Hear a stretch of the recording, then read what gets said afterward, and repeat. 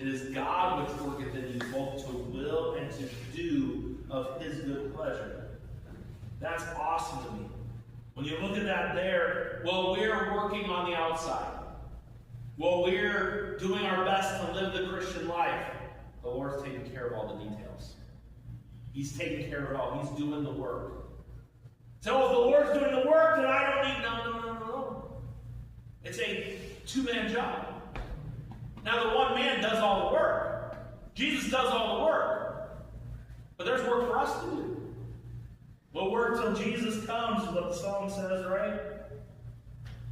Look at what it says there.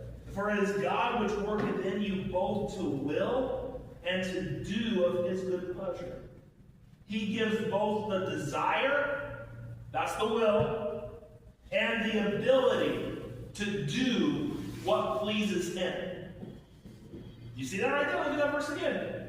For it is God which worketh in you both to will and to do of his good pleasure. It is God who gives, that's why delight thyself in the Lord. He'll give you the desires of your heart. I've heard people say that. I'm going to delight in God and he'll give me anything I want. No.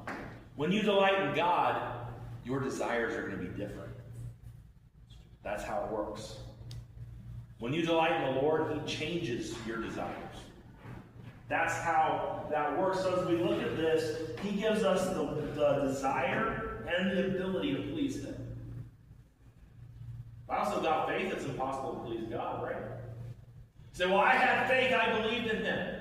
You were dead. He gave you faith. And yes, we have free will. We made a choice to choose Jesus, and thank God for that.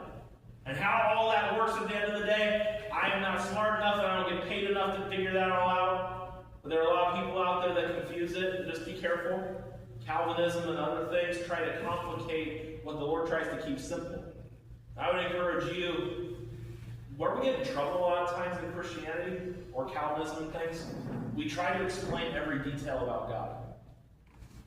You will not ever be able to explain every detail about God. You know why? He's God. The day you and I can explain every detail about election, all these different things, that will be just like him. But we're not him. There are some things his ways are not our ways. His thoughts, they're not our thoughts.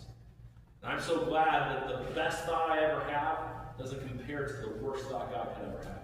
He doesn't have bad thoughts. It's God which works in us. We have a spiritual responsibility. You see, you and I,